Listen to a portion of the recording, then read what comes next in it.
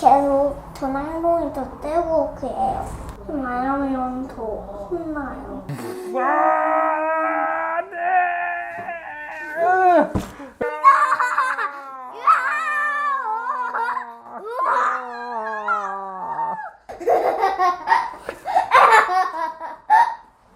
할 수 있다. 한 번 더. 할 수 있다. 네, 안녕하세요. 반갑습니다. 최민주입니다. 여러분들 잘 지내셨나요? 저는 컨디션이 최근에 엄청 안 좋고 감기가 진짜 심하게 깨 걸렸다가 이제 다시 회복한 상태입니다. 자, 목소리가 예전보다 아주 조금 더 나아지지 않았나요? 자, 그러면 지금부터 새로 만난 아이를 리뷰하고 같이 이야기를 좀 나눠보도록 하겠습니다. 자, 먼저 어머님 사연부터 좀 읽어볼게요. 사연이 아주 길게 왔기 때문에 조금 생략해서 읽도록 하겠습니다. 안녕하세요. 늘 유튜브로 민준 선생님을 뵙고 있습니다. 반가워요. 먼저 저희 아들을 이야기하자면 또래 아이들에 비해서 키가 좀 작고요. 거의 둘째는 선천적인 발달장애와 지적장애가 있어 현재 35개월이지만 키는 돌쟁이 아기 정도 되고요. 언어나 대근육 발달도 18에서 20개월 정도 됩니다. 동생이 태어날 때부터 아프다는 것을 첫째에게 그대로 오픈하였고요. 제가 생각하는 6세는 그냥 친구들과 마구 뛰어놀고 동생을 괴롭히기도 하는 6세인데요. 그런데 우리 첫째는 조금 다른 것 같습니다. 동생이 본인 장난감을 뺏고 때리면 손을 꼭 쥐고 부들부들 떨거나 동생이 3-4번 때리면 참다가 울어버리거나 동생과 같은 어린이집을 다니는데 숲 어린이집이라 야외 활동이 많은데요. 숲에서 뛰어놀다가 여자아이 울음소리가 들리면 미어캣처럼 벌떡 일어나서 주변을 이렇게 살피고요. 놀다가도 혹시 울고 있는 게 동생인지 확인을 하고 동생이 울면 그 상황이 해결되고 나서야나 노는 양상을 보입니다. 저나 신랑도 둘째가 아픈 건 어쩔 수 없으니 받아들이고 최선을 다해 긍정의 힘으로 아이들을 키우자 이렇게 생각해요. 그래서 동생이 아프다고 해서 우대해주지 않고 똑같이 대하되 첫째에게 우선권을 주고 있습니다. 지난번에는 이런 일이 있었어요. 첫째가 아파서 어린이집에 일찍 데리러 가서 병원에 갔는데요. 병원에 도착하자마자 아이가 토를 하는 겁니다. 괜찮아, 아빠가 치우면 돼 라고 이야기했더니 어린이집에서도 토하고 싶었는데 꾹 참았어 라고 이야기하더라고요.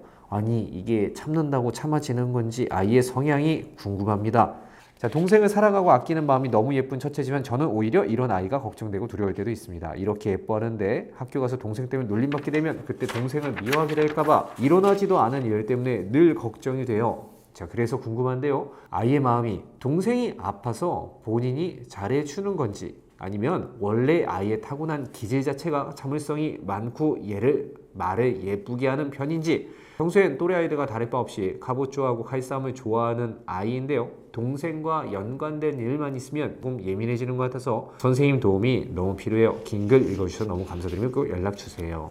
자, 그러니까 어머님 이야기를 종합해보면은 아이에게는 두 가지 기질이 전부 다 들어있다고 생각을 하시는 거예요. 아이가 원래 갖고 있는 본디 성향, 경쟁심이 강하고 승부욕이 있고 뭔가 잘해야 되고 이겨야 되는 본디의 성향이 있고 또 한 가지 아픈 동생이 있다 보니까 그 성향이 눌리고 자신의 것보다는 동생에게 조금 더 예민하게 변하면서 자신의 성향이 눌려가고 마음이 풀리지 못하고 있는 것은 아닐까 하는 걱정을 갖고 계신 어머님이라고 볼 수 있겠습니다. 자, 그래서 먼저 영상을 보면서 아이는 실제 지금 어떤 상태인지 그리고 아이가 갖고 있는 것을 어떻게 하면 조금 더 풀어줄 수 있을지 한번 같이 고민해 보도록 하겠습니다. 그려보고 싶은 거 아무거나 그려보자.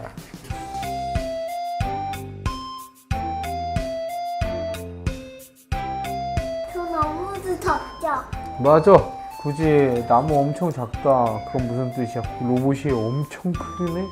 이 로봇은 이로보다 크다. 엄청 크다. 자, 먼저 아이를 보니까 생각보다 어머님이 걱정하는 것만큼 눌려있거나 자신의 것을 표현하지 못하거나 그런 상황은 아니었던 것 같아요. 그러니까 아이와 같이 이제 딱 앉아서 그림을 그리는데 앞에 있는 건담을 보자마자 저는 이거 표현하고 싶어요 하고서는 건담을 보면서 모방해서 그림을 그리기 시작했습니다. 아이가 갖고 있는 기질, 이런 성향들을 풀어낼 때 중요한 것 중에 하나는 먼저 아이가 자기 주장을 할 수 있게끔 돕는 것부터 시작을 해야 된다라는 말씀을 드리고 싶어요. 우리가 건담을 그린다 아니고요. 건담을 그린다 하더라도 본인이 선택해서 자유의지를 발휘해서 자기 주장하듯이 건담을 그리는 것과 누군가가 자 건담 그려봐 라고 얘기해서 건담을 그리게 되는 행위와는 상당한 차이가 있습니다. 여러분들 집에서 아이가 갖고 있는 기질을 풀어주기 위해서 이 영상을 참고해서 한번 수업을 진행해 보신다면 그림을 그리는 것 쫓아가는 것보다 더 중요한 것은 첫 번째, 아이가 무엇이든 상관없으니까 자기 주장을 할 수 있게끔 돕는다. 아이가 자기 주장을 한 다음에 그 다음에 우리가 해줘야 될 거, 그러니까 아이가 하는 말과 행동을 쫓아해 주는 거예요. 아이가 그림을 그렸어요. 그 다음에 뭔가 미사를 써서 부슈라고 했습니다. 그러면 우리가 거기서 그렇게 해서 어떻게 됐어? 이거는 뭐야? 이렇게 해서 이렇게 해보면 어떨까? 라고 제안하기보다 아이와 아포 형성이 될 때까지는 아이가 하는 행동만 쫓아해도 충분한 효과를 발휘한다 라는 말씀을 드리고 싶어요. 자, 그러니까 저는 주로 아이가 하는 말에 따라합니다. 아이가 전기를 써서 찌지직 하면은 저도 뒤에서 찌지지지직, 아이가 미사일을 부시 쏘면 저도 부시 효과만. 자,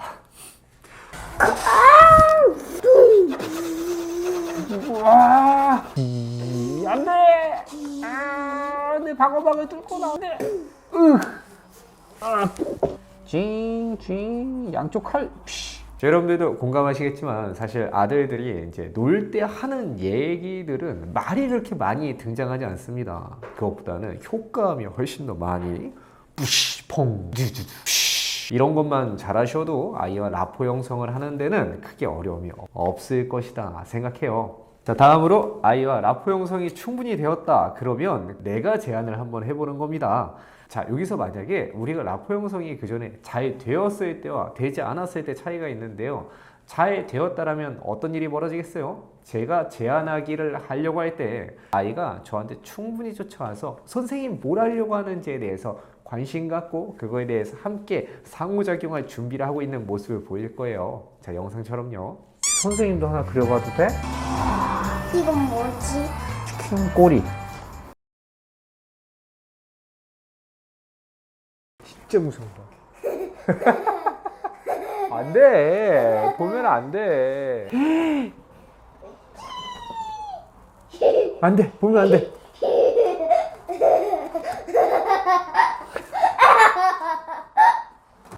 안 돼. 보면 안 돼. 우리 한번 싸워볼까? 좋다. 좋다. 누가 먼저 공격할래? 응. 좋아. 먼저 공격해라. 선생님 먼저 방어막. 쥐. 방어막이다. 이걸 뚫고 공격할 수 없을걸? 아기야. 아! 방어막을 뚫더니.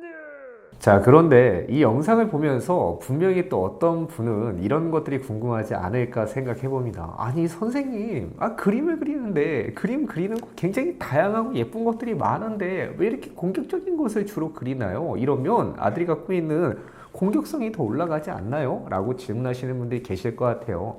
자, 물론 아들에게 공격적인 것을 굳이 자극하고 가르칠 필요는 전혀 없습니다. 그러니까 우리가 뭔가를 가르치지 않아도 아이 내면 속에 무언가를 공격하고 싶어 하거나 막 이기고 싶어 하거나 이런 기본적인 아이가 갖고 있는 공격적인 기질이나 성향이 있을 경우에는 그것을 억누르고 없애고 아예 안 보여주고 뿌리 뽑는 것보다 더 중요한 것은 바르게 풀어주는 방법을 알려주는 것이 훨씬 더 효과적이다 라는 설명을 드리고 싶어요. 아들에게 너는 남자라는 고정관념을 버리고 분홍색을 좋아하고 인형놀이를 해봐 라고 얘기해도 아이 내면 속에 그것들이 갖고 있는 기질이 있어야지 받아들이게 되는 거지. 그렇지 않을 경우에는 우리가 아무리 자극을 해줘도 그것들이 영향을 발휘하지 않을 때가 있다라는 겁니다.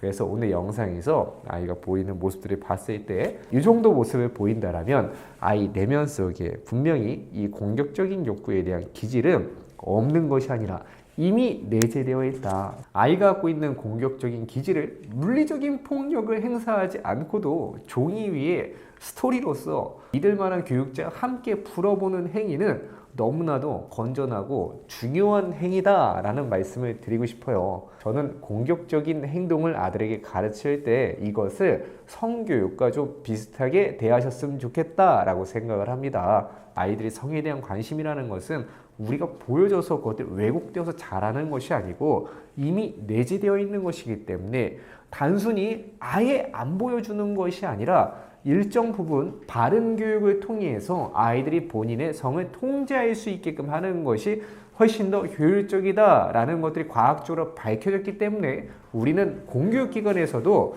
성교육을 하고 있는 겁니다. 동생이야. 그래? 그려봐. 동생. 얘보다 이렇게 그리고 이 도낭통은 얘보다 잘하면 얘보다 바로 차고 있는데 엄청 크네 동생이. 동생 좋아해? 근데 계속 도낭통이 더 떼고 그래요. 소리 지르고 막 그래요. 오빠 막지 마. 이렇게 소리 질러? 그럼 해가지고 어. 해가지고 한꺼번에 들어가가지고 위에 떠요. 그래서 동생 이렇게 들어갖고 이렇게 했어? 네. 그때 동생이 울어? 딱딱한 휴폰 들고 와가지고 못 때려요. 그래? 동생이 딱딱한 거 갖고 와서 때렸어? 근데 그렇게 말하면 더 혼나요. 왜? 왜냐면 그 엄마가 맨날 혼낼 때 그럼 엄마는 동생 편이야? 편이야? 저 편인데 자, 이렇게 그림을 그리다가 제가 중간에 아이한테 동생을 그리게끔 유도를 해보고 그 다음에 동생에 대한 마음이 어떠한지 묻는 대목이 있습니다. 제가 아이한테 동생을 그려보라고 얘기를 하고 그 동생에 대해서 그리고 같이 얘기를 나눠보니까 이제 먼저 아이 속에 있는 이야기가 나오기 시작했어요. 아이가 갖고 있는 동생에 대한 이미지는 동생이 저를 자꾸 때려요. 그런데 엄마가 자꾸 동생에게 뭐라고 해요 라고 얘기하는 거예요. 현장에서 뉘앙스를 보니까 약간 이런 느낌이었어요. 동생이 저를 때리는데 그걸 엄마한테 얘기하면 엄마가 동생을 자꾸 혼내니까 제가 그 얘기를 엄마한테 하기가 좀 힘들어요 라고 얘기하는 듯한 뉘앙스였습니다. 그래서 제가 물어봤어요. 그러면 민준아, 엄마는 너 편이야? 동생 편이야? 라고 물어봤어요. 그랬더니 제 편이죠 라고 얘기를 하더라고요. 자, 여기서 알 수 있던 것은 저는 어머님이 아이들 교육에서 굉장히 잘하고 있는 것 중에 하나가 동생을 크게 특별 대우하지 않고 있는 것들. 동생이 아프다고 해서 온 가족이 그쪽으로만 쏠리고 첫째에게만 양보를 요구하지 않는 행동들이 어머님이 너무 잘하고 계신 포인트다라고 생각을 합니다. 만약에 동생만을 진짜 쏠려서 동생만을 조금 더 케어하고 동생 위주로 교육을 계속 해나간다라면 첫째가 본인이 갖고 있는 기질과 상관없이 동생을 경쟁자로 인식하게 될 것이다 라고 설명드리고 싶어요. 엄마가 만약에 동생을 의식적으로 챙겨주는 모습을 보였더라면 순식간에 동생과 첫째는 경쟁 구도 관계가 되었을 것이고 그러면 동생을 미워하는 마음이 생겼을 가능성이 훨씬 높다. 자, 그런데 어머니 잘하셨던 것 중에 하나는 동생보다 첫째를 조금 더 챙기고 절대로 동생이 아프다고 해서 동생에게 부여하지 않고 첫째에게 우선권을 주고 첫째가 동생을 케어할 수 있는 관계를 잘 형성해 주신 것, 이건 어머님이 정말 잘하셨다라고 생각을 합니다. 어머님은 동생을 챙기는 마음 때문에 첫째가 자신의 기질을 눌러가면서 굉장히 많이 속상해하고 아이가 눌려가고 있지는 않을까라는 우려를 말씀해 주셨지만 제가 보기에는 이 아이는 자신이 갖고 있는 것들을 만족스럽게 잘 처리해 나가고 있다라는 것들이 느껴졌다라고 볼 수 있겠어요. 그래서 저는 이 대목에서 어머니께 드리고 싶은 이야기는 어머님 전혀 걱정하실 필요 없습니다. 아이는 지금 너무 잘하고 있어요. 자, 그래서 오늘의 결론을 말씀드리겠습니다. 자, 어머님이 해주신 질문, 또 동생이 아파서 잘해주는 건지 아니면 갖고 있는 기질 때문에 동생에게 잘해주는 것인지 이게 궁금해요 라고 말씀하셨는데 제가 보기에는 이 두 가지가 다 믹스되어서 나타난다 라고 생각을 합니다. 아까 나왔던 대목에서도 어린이집에서 토하고 싶었는데 피해가 될까봐 꾹 참았어 라고 이야기하는 것과 그리고 제가 수업을 하면서 아이에게 봤던 여러 가지 면모를 봤을 때도 이 아이는 기본적으로 기질 자체가 동생을 배려하고 챙기려고 하는 모습은 꼭 훈련되어서 만들어지거나 누굴 보여주기 위한 것이 아니라 아이가 갖고 있는 기질 중에 하나일 수 있겠다라고 유추가 되는 부분이 있었고요. 그러나 그 기질만으로 이렇게 되는 것은 아니고 어머님이 첫째를 소외시키지 않고 항상 우선권을 주고 잠을 시켰던 이런 행동들이 당연히 효과를 보고 있는 것 같다라는 말씀을 드리고 싶어요. 자, 그런데 여기서 제가 추가적으로 하나 설명드리고 싶은 것은 아침에 등원할 때 첫째에게 동생은 오늘 병원 갔다가 어린이집 갈게, 먼저 어린이집 가 있어 라고 이야기하는 것이 이 방식이 좀 잘못된 것은 아닌가, 혹은 이런 동생 문제 때문에 첫째가 갖고 있는 기질이 눌려가고 피해를 보고 있는 것은 아닌가 하는 첫째에 대한 미안함이 묻어나는 대목들이 상당히 많이 있었습니다. 근데 저는 어머님이 첫째에게 미안함을 가지지 않으셨으면 좋겠다라는 말씀을 드리고 싶어요. 약간 느린 동생을 갖고 있다란 이 첫째가 주어진 환경은 운명이고 받아들여야 되는 것이지 어머님의 잘못도 사과할 일도 아니다라는 말씀을 드리고 싶습니다.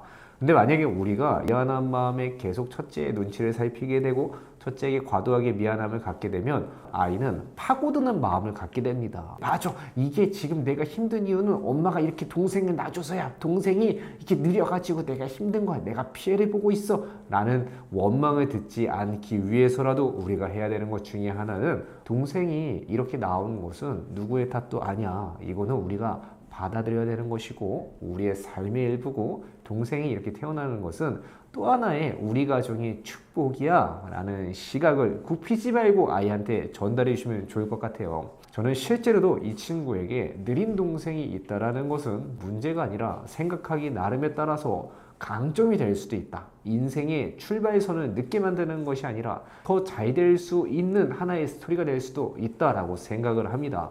이런 결핍에 대해서 이해를 잘할 수 있다는 것은 미래에 조금 더 느린 친구들을 위해서 무언가를 개발하거나 서비스를 만들어 갈 때 큰 동력과 스토리가 될 수 있다는 거예요. 어딨어?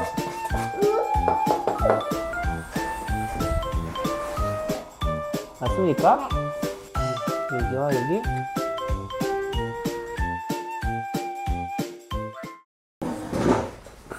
오늘 항상 동생을 너무 사랑해주고 잘 보살펴서 엄마가 꼭 칭찬해주라고 했어, 선생님한테.